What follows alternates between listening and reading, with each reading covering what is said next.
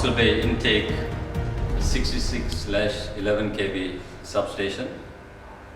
This is one of the major substations that stays on during load shedding.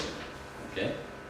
Now, this substation is equipped with two transformers. It has a capacity of 20 MVA, two 10 MVA transformers. So it has a capacity of 20 MVA. The notified maximum demand for this entire substation is 30 MVA. Okay. What we need to understand is that the notified maximum demand for the whole of Mossel Bay is 82 MVA. So it is not possible for Mossel Bay to be fed, for the entire Mossel Bay to be fed off this substation, because we just do not have the full capacity to feed the entire Mossel Bay. What we have on the outside, and I'll explain that a little later on, is that we've got a 66 yard here, and then we've got transformers and 11 kV breakers. Now, from the yard, there's a 66 kV line that feeds directly to the south substation at Danova. And that substation also stays on during load shedding. Now, the reason for that is because Mossel Bay internal staff do not do any switching during load shedding.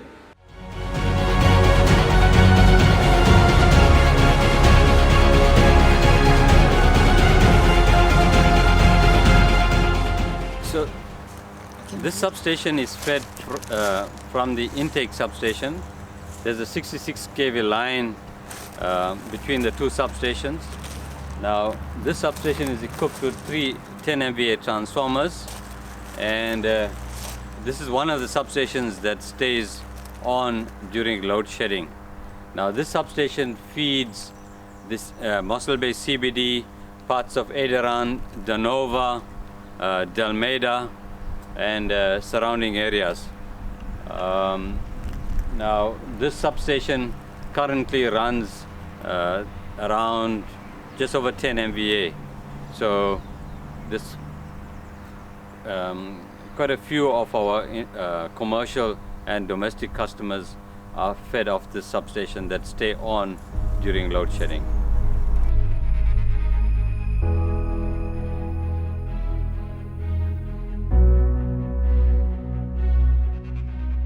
This is our Okut-Botma 66 to 11 kV substation. What you have here is three 10 MVA transformers, and this is our 11 kV switch room. You've got a 66 kV incoming overhead line from the Mosdastria area that feeds into the substation. This substation feeds or supplies the Azla, Kwanangaba, Dana Bay, Pinnacle Point, and parts of Ederan. So this is one of the substations that are affected by load shedding. Substation has been recently extended to accommodate more switches. Any upgrading for any new areas will be accommodated in this switch room.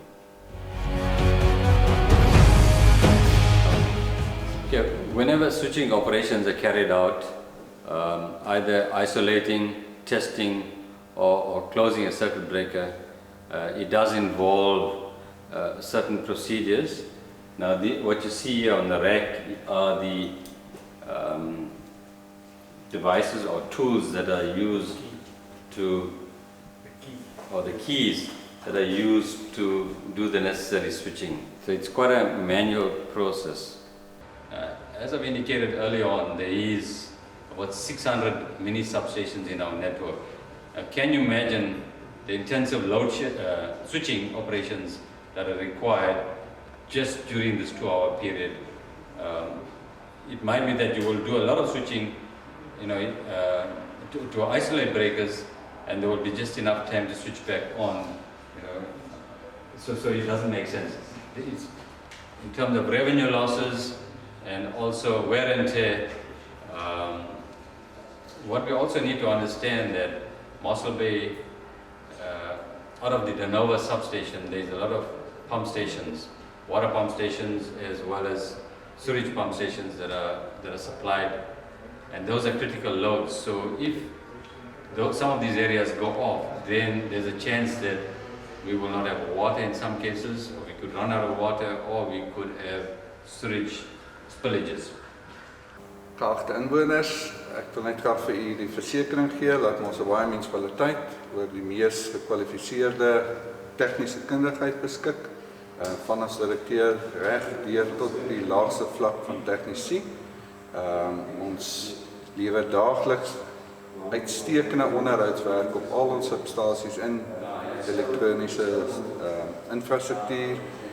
Daarmee saam wil ek ook vir die versekering gee dat 'n groot deel van Mosselbaai-munisipaliteit se begroting beskik oor die kapitale uitleg wat ons doen op ons infrastruktuuropgraderings oor die hele groter Mosselbaai. Dit sluit ons landelike areas in ook.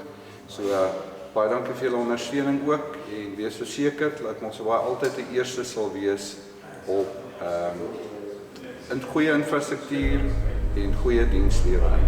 Baie dankie.